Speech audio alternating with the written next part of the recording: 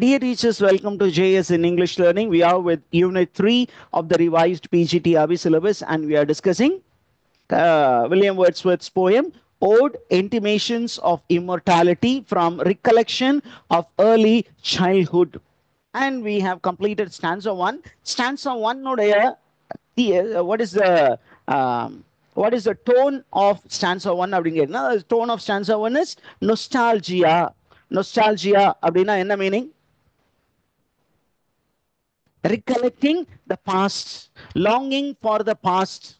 அந்த காலம் எப்படி இருந்துச்சு தெரியுமா? நாங்கெல்லாம் எப்படி இருந்தோம் தெரியுமா? எப்படி இயற்கையோடு இயற்கை வாழ்வு வாழ்ந்தோம் தெரியுமா? ஆனா இன்னைக்கு இந்த இயற்கையை பத்தி நாங்க கவலைப்படுறதே இல்லை. எல்லாத்தையும் பிளாட் போட்டு வித்துக்கிட்டு இருக்கோம். எல்லாத்தையும் வெட்டி என்ன பண்ணிட்டு இருக்கோம்? நாசமாக்கிக்கிட்டு இருக்கோம். அப்படிங்கிற ஒரு மைண்ட்ஸ், அந்த ஒரு டோன்ல தான் இந்த போயமே அவர் பிகின் பண்றார். Now he is going to celebrate nature in second stanza. Okay, என்ன சொல்றாரு அப்படின்னா, சின்ன வயசுலயும் ரெயின்போ வந்தது. ஆனா அப்போ rainbow was very appealing to me. ஆனா today rainbow comes and goes, but it doesn't affect me. அப்படியே பாஸ்ட் பிரசன்ட் ரெண்டையுமே பக்கத்துல பக்கத்துல வச்சுதான் அந்த போயமே எழுதியிருக்காரு. Past present. In the past, okay, are you there, teachers? In the past, Yes, sir. okay, I enjoyed the sight of the rainbow. I was very much excited when I see the rainbow. இன்னைக்குமே பார்த்தீங்கன்னா அந்த சின்ன குழந்தைங்க பார்க்கும்போது இப்போ என் வீட்டிலே பார்த்தீங்கன்னா என்னுடைய டாட்டர்ஸ் ஓடி வந்து இந்த மலையெல்லாம் பெஞ்சு முடிச்சோன்னு, அப்பா வாங்கப்பா மாடியில் வந்து பாருங்களேன் எவ்வளோ அழகாக ரெயின்போ இருக்கு அப்படின்னா, சின்ன வயசுல எனக்கும் ரெயின்போ பிடிக்கும். நான் ஓடி போய் ரெயின்போ பார்த்துக்கிட்டே இருந்துட்டு இருப்பேன். ஆனால் இன்னைக்கு because of the too many commitments எப்பொழுதும் உட்கார்ந்து புக்ஸு அல்லது இந்த மாதிரி லெக்சர்ஸ் அந்த மாதிரி உட்கார்றதுனால அந்த ரெயின்போ தானே பார்த்தது தானே அப்படின்னு ஒரு lethargic mind set. When you are a child, you loved nature, you looked at nature with awe and wonder, but when you grow up, you don't retain the same feeling of awe and wonder. It is a passing phenomenon for you. அப்படியே அது கடந்து போகக்கூடிய ஒரு ரியாலிட்டியா மாறிடுது. அதான் சொல்றாரு. Second stanza speaks about the experience of the adult towards nature, how he looks at nature as an adult. Rainbow comes and goes அப்படிங்கிறார். இப்ப நான் வளர்ந்துட்டேன், எனக்கு ரெயின்போ ஒரு பெரிய விஷயமா தெரியல, வருது போகுது. And lovely is the rose. Rose இன்னமுமே அழகா தான் இருக்கு, ஆனா அந்த ரோஸை பத்தி நான் பெருசா கண்டுக்கிடுறது இல்ல, மெனக்கிடுறது இல்ல. The moon doth with delight look around her when the heavens are bare. Look at the way he is using figures of speech. என்ன சொல்றாரு? நான் சின்ன வயசுல இருக்கும்போது இந்த மூனை பார்த்து ரொம்ப பிரமிப்பா பார்த்துக்கிட்டு இருப்பேன். எவ்வளவு அழகா அந்த மூன் என்னை பார்த்து சிரிக்குது அப்படின்னு நான் வந்து ரொம்ப கவிதை நயத்தோடு பேசிக்கிட்டு இருப்பேன். ஆனா இன்னைக்கு அதே மூன் என்னை பார்த்து தான் சிரிக்குது. ஆனா நான் என்ன பண்ணல, அந்த அழகிய நிலாவை நான் பார்த்து ரசிக்கிறதுக்கு எனக்கு நேரம் இல்லை. Look at the way he is giving feminine attribute to the moon. ரொம்ப ரொம்ப ரொமான்டிக்கா எழுதியிருக்காரு. The moon doth with delight அப்படின்னா, the moon is delightful as a young woman, it looks around her when the heavens are bare. அப்படின்னா ஒரு cloudless ஸ்கையில அந்த நிலா வந்து என்னை பார்த்து புன்னகைக்கிறாள். நான் சின்ன பிள்ளையா இருக்கும்போது அந்த அழகிய நிலால என்னுடைய அம்மாவுடைய முகத்தை பார்த்து, அம்மா இங்க வந்து உங்களுடைய முகத்துல இருக்க அதே பொலிவு வந்து அந்த நிலாவிலையும் தெரியுது. அப்படியே கொஞ்சம் கடந்து போகும்போது ஒரு ரொமான்டிக் ஸ்டேஜ்ல காதலியுடைய முகம் அந்த நிலாவோட கம்பேர் பண்றது, அப்ப கூட நமக்கு கொஞ்சம் அந்த நிலா வந்து அப்பீல் ஆச்சு. அதையும் கடந்து ஒரு அடல்ட் ஸ்டேஜ் போகும்போது அந்த நிலா அதே அப்பீலோட தான் இருக்கு. ஆனா நமக்கு அந்த ஒரு அப்பீல் வந்து பெரிய அளவுக்கு ஒரு தாக்கத்தை உண்டு பண்ணுவது இல்லை. Are you there, teachers? Did you understand the concept?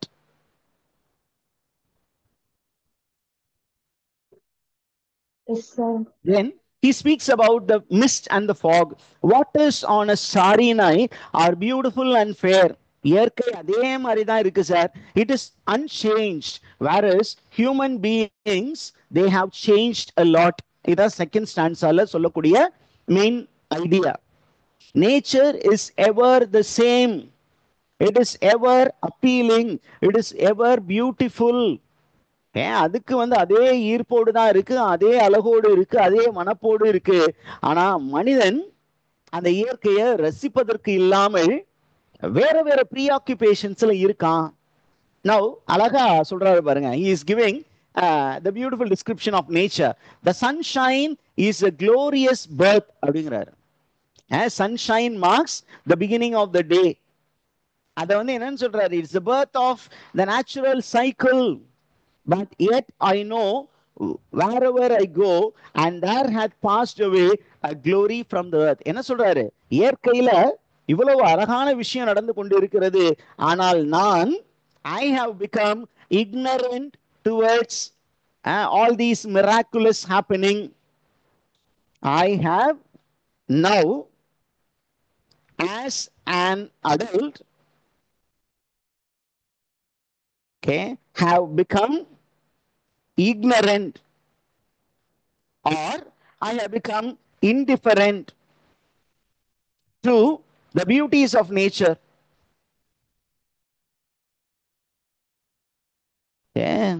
I have become very very indifferent. கண்டுக்காம போயிட்டேன்.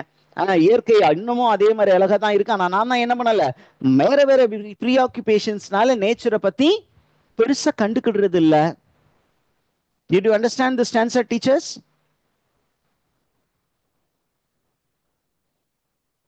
I overlook nature அப்படின்னு சொல்றார். Shall we move on to stanza number 3?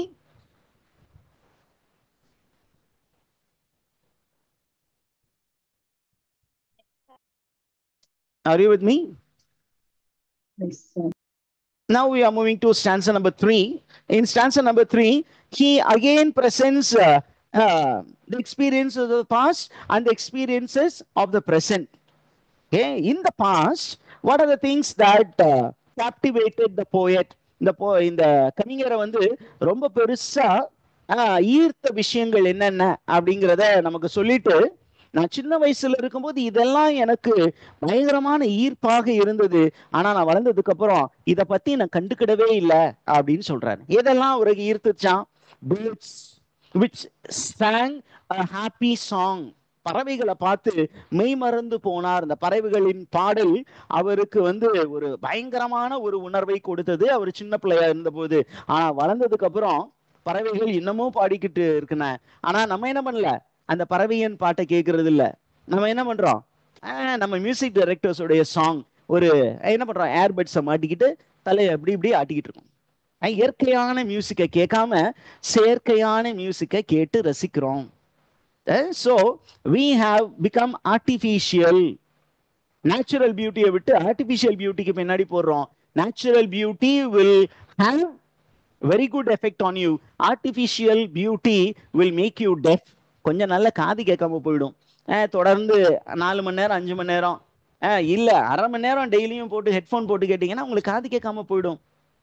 Artificiality affects. Nature will heal you அப்படிங்கிற ஒரு concept. சரி, சின்ன பிள்ளையா இருக்கும்போது வேர்ட்ஸ்வர்த்துக்கு எது ரொம்ப பிடிச்சது அப்படின்னா, he loved to see the young lambs. சின்ன ஆட்டுக்குட்டி அவர் இருந்தது ஒரு மவுண்டன் அந்த வேலி, ஒரு மலை பாங்கான ஒரு இடத்துல.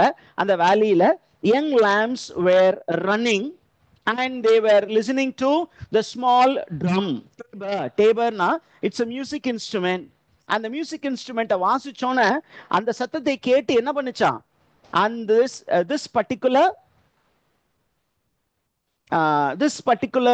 lambs, what did they do? They started running towards the shepherd. Are you the teachers? அந்த சத்தத்தை கேட்டு அந்த lambs ஓடும். அந்த ஓடக்கூடிய அந்த அழகான காட்சியை யாரு பார்த்து என்ஜாய் பண்ணிக்கிட்டு இருந்தா? வில்லியம் வேர்ட்ஸ்வர்த் சின்ன பையனா இருக்கும்போது என்ஜாய் பண்ணாரு. பட் இப்ப என்ன சொல்றாரு, நான் வளர்ந்துட்டேன், வளர்ந்ததுக்கு அப்புறம் இந்த விஷயம் எல்லாம் எனக்கு ஒரு பெரிய விஷயமாவே தெரியல. Now I feel alone and I feel grief stricken because I have become an adult. My mind is corrupted. Are you the teachers?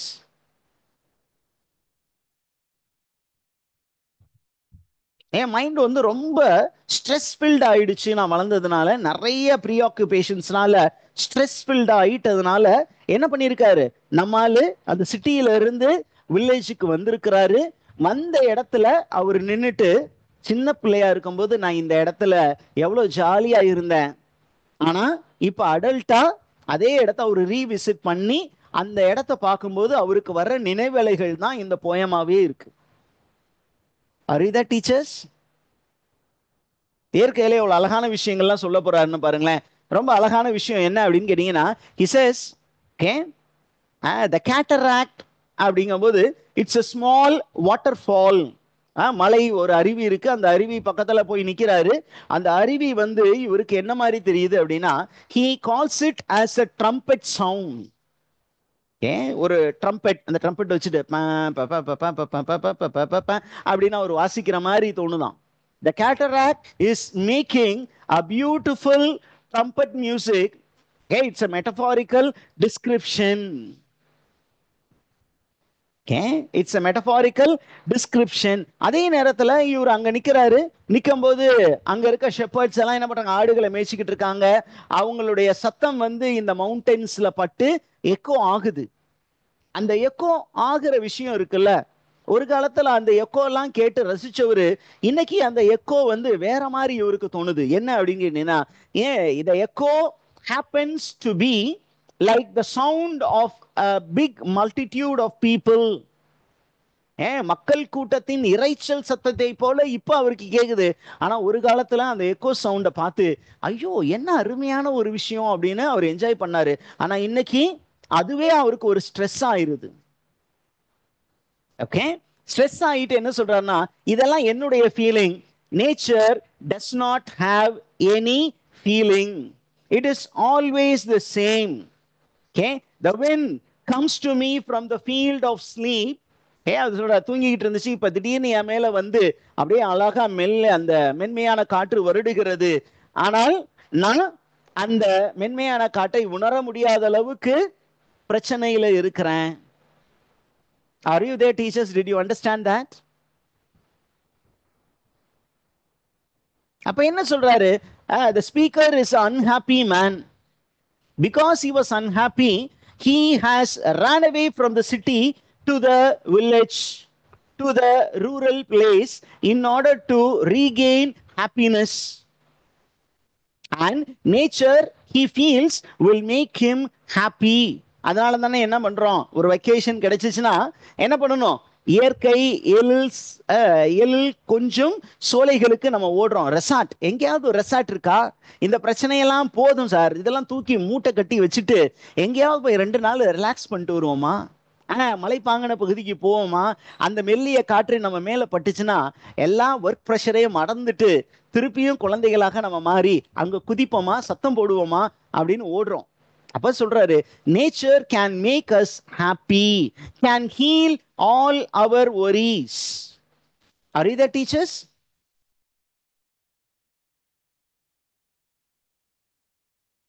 Concept புரிந்ததா? Nature can make us happy. That's the concept. What can make us happy? Nature. Can make us happy. It can drive away worries from us. நம்மகிட்ட இருக்கக்கூடிய அந்த worries எல்லாம் இருக்குல்ல, anxiety, அது எல்லாம் நம்மகிட்ட இருந்து தூக்கி போட்டுரும். And we will become jolly people. அதனால தான் இந்த இடத்துல அந்த வேர்டை யூஸ் பண்ணியிருக்கிறார். Give themselves up to jollity. Jollity means cheerfulness. Nature is cheerful. நம்ம வந்து அதனோடு போய் அப்படியே ஒன்னா கலந்துட்டோம்னா we will also be happy and we can become okay very happy like the heart of May. மே மாசம் எப்படி வந்து ஒரு அழகான ஸ்ப்ரிங் சீசனா இருக்குமோ, ஏன்னா வெஸ்டர்ன் வேர்ல்ட்ல April May is spring, where people will be very happy. அப்ப அவர் சொல்றாரு, ஏன் நானும் அதே மாதிரி ஹாப்பி ஆகணும்னு நினைக்கிறேன். that every breast keep holiday அப்படின்னு சொல்லிட்டு இப்ப நம்மால என்ன பண்றாரு, அந்த பக்கத்துல அப்படியே இயற்கையை பார்த்து பேசிட்டு வரும்போது பக்கத்துல ஒரு சின்னதா ஒரு shepherd boy நிக்கிறான். அப்ப he is addressing the shepherd boy. It's a direct address to somebody. What do we call it as? One who is present and one who is not present. It's called apostrophe. It's called என்னன்னு சொல்றோம்? apostrophe, direct address to an existing reality or a non-existing reality. அப்ப அங்க ஒரு shepherd boy பாக்குறாரு, ஒரு குட்டி பையன். அந்த குட்டி பையன் வந்து ரொம்ப சந்தோஷமா அந்த ஆடுகள் மேய்ச்சிக்கிட்டு சந்தோஷமா ஜாலியா ஓடி திரிஞ்சுக்கிட்டு இருக்கான். அப்ப அவனை பார்த்து சொல்றாரு, டே தம்பி, நானும் உன்ன மாதிரி தாண்டா ஒரு காலத்துல ஓடி திரிஞ்சேன், ஆனா நான் வளர்ந்து போய் நாசமா போயிட்டேன். ஓகே, நாசமா போயிட்டேன். இந்த இயற்கையை நான் அவ்வளவு தூரம் என்ஜாய் பண்ணேன், ஆனா இன்னைக்கு இந்த இயற்கை அப்படியே தான் இருக்கு. நான் தான் மாறி போயிட்டேன். நான் தான் என்ன மாதிரி ஆயிட்டேன்? ஆங்ஷியஸா மாறிட்டேன், நர்வஸா மாறிட்டேன். I have become corrupted in mind. அப்ப he is now requesting the shepherd boy to teach him how to be happy. நான் திருப்பியும் குழந்தையா மாறணும், எனக்கு சொல்லி கொடுறா தம்பி அப்படிங்கிறாரு. shout around me, let me hear thy shouts, thy happy, thou happy shepherd boy. youங்கிற வேர்டு வந்து மாடர்ன் இங்கிலீஷ், இவர் ஓல்ட் இங்கிலீஷ் எழுதுறாரு thou. you are my teacher, teach me how to be happy like you. நான் அதை மறந்து போயிட்டேன், எப்படி சந்தோஷமா இருக்குங்கிறதே மறந்துட்டேன். உன்ன மாதிரி நான் சந்தோஷமா இருக்கேன், எனக்கு கத்து கொடுடா அப்படிங்கிறாரு. யார் அட்ரஸ் பண்றாரு இந்த இடத்துல? a shepherd boy. and some critics, some booksல வந்து என்ன சொல்லியிருக்காங்கன்னா, the writer William Wordsworth happened to visit the house of Samuel Taylor Coleridge. and Samuel Taylor Coleridge உடைய ஒரு சன், குட்டி பையன், அவனை பார்த்தாரு. அந்த பார்த்தபோது he was very much taken up by the way the boy was very cheerful and happy. அவனை பார்த்த உடனே இவருக்கு தன்னுடைய கடந்த காலம் ஞாபகம் வருது. எப்படி பாரு, ஜாலியா இருக்கான், ஆனா நம்மளால அந்த ஜாலியா இருக்க முடியல. ஏன்? நமக்கு நிறைய ஜோலி இருக்கு. ஜோலி நம்மளும் ரைமிங்கா பேசுறோம். அப்ப நம்ம ஜோலியா ஆகும்போது, நம்ம நிறைய விஷயங்களை மைண்ட்ல ஏத்தும் பொழுது நம்ம என்ன பண்றோம்? we lose our innocence. அப்பதான் நமக்கு வந்து ஒரு விஷயம் புரியுது. என்ன அப்படின்னா, நம்ம திருப்பியும் குழந்தையா மாறணும், சந்தோஷமா இருக்கணும்னா குழந்தைக்கான மனநிலை இருக்க வேண்டும். ஜீசஸ் கிரைஸ்ட் அதை சொல்லி இருக்கிறாரு பைபிள்ல. என்ன? unless you become like a child you cannot enter into the kingdom of heaven. ஒரு குழந்தை பாத்தீங்கன்னா, ஒருத்தர் அந்த குழந்தைய அடிச்சாலும் அடுத்த நிமிஷம் அதை மறந்துடும். போங்க, நீங்க என்ன அடிச்சு போட்டீங்க அப்படின்னு சொல்லும். பட் அடுத்த நிமிஷம் என்ன பண்ணும்? அங்கிள் எனக்கு சாக்லேட்டா வாங்கி தருவீங்க அப்படின்னு கேட்கும். மறந்துடும், எல்லாத்தையும் மறந்துடும். ஆனா நம்ம என்ன பண்ணுவோம்? யாராவது நம்மள ஒரு வார்த்தை சொல்லிட்டா போதும், அப்படியே மைண்ட்ல ஏத்திக்கிட்டு அதை வந்து ஒரு வன்மமா மாத்தி அவனை எப்படியாவது பழி வாங்கணும், போட்டு தள்ளணும், அந்த அளவுக்கு போயிருக்கிறாங்க. நீங்க you are seeing what is happening in news paper. It's reported in news paper. ஒருத்தர் திட்டாரு, அதனால அவரை போட்டு தள்ளுறேன். எனக்கு பாக்கெட் மணி கொடுக்கல, அதனால கத்தி எடுத்து குத்துறேன். இந்த மாதிரி எல்லாம் this is the sign that we have lost our innocence. and child retains the innocence, so we have to learn from the child. now we go to the epigram of the poem. இந்த poem தொடங்கும் போதே ஒரு எபிகிராம் அங்கதான் தொடங்கி இருக்கணும். நான் இந்த கான்டெக்ஸ்டோட relate பண்ணலான்னு பாக்குறேன். what is the epigram of the poem? an introduction to the poem. ஒரு சின்னதா ஒரு லைனை வந்து இன்னொரு போயத்துல இருந்து எடுத்து இங்க கொடுத்திருக்கிறாரு. okay, this epigram was inserted in the year 1815. முதல் தடவை அவர் பப்ளிஷ் பண்ணும்போது இந்த எபிகிராம் இல்ல. பட் 1815க்கு அப்புறம் வந்த எல்லா பப்ளிகேஷன்லையும் இந்த போயத்துக்கு முன்னாடி ஒரு சின்ன போயட்ரி இன்ட்ரடக்ஷன் இருந்தது. அண்ட் அந்த poetry introduction is again taken from a poem written by William Wordsworth. ரெண்டு போயம் இருக்கு. அது வந்து ஒன்னு வந்து rainbow, also known as my heart leaps up in joy. அந்த போயத்துல இருந்து ஒரு 3 லைன் இங்க எடுத்து கொடுத்திருக்கிறார். என்ன அப்படின்னா, the child is the father of the man. இது ஒரு paradoxical statement. make a note of it. இது அடிக்கடி கேக்குறாங்க. டிஆர்பியில ஏற்கனவே கேட்ட கொஸ்டின் தான். It's a paradoxical statement. புரியாத புதிராக இருக்கிறது. how can a child be the father of the man? father, a man is the father of the child ன்னு சொன்னா அது நேச்சுரல். ஆனா இவர் என்ன சொல்றாரு? child is the father of the man. என்ன அப்படின்னு கேட்டீங்கன்னா, சைல்டு கிட்ட தான் நம்ம போய் நிறைய விஷயங்கள் கத்துக்கணும். எப்படி வந்து நம்ம மனிதத்தோடு இருக்கணும்னு ஒரு சைல்டு கிட்ட கத்துக்கலாம். நம்ம வந்து பார்ப்போம், ஒருத்தர் அடிபட்டானா கண்டுக்காம போயிடுவான். ஆனா ஒரு சைல்டு என்ன பண்ணும், யாராவது ஒருத்தர் கஷ்டத்துல இருக்காங்கன்னா ஓடி போய் நம்மகிட்ட என்ன இருக்கோ அதை வச்சு அந்த கஷ்டத்துல இருக்க உதவி செய்யணும். அப்ப நீங்க போய் அந்த குழந்தைகிட்ட தெரிஞ்சுட்டு வாடா நாயே அப்படின்னு சொல்லுவாங்க. அப்ப the child contains a lot of input from which man can learn. And I could wish my days to be bound each to each by natural piety. Piety, what do you mean by piety? Worship. Okay, when we were children, we were worshippers of nature. So if we worship nature, we can learn from nature how to live a joyful life. But we have ceased to be nature worshippers, so we do not learn to be human beings. We have become animals. இதுதான் அவருடைய concept. இதுதான் epigraph. எபிகிராஃப்னா introductory stanzas. Are you there with me, teachers? Did you understand that?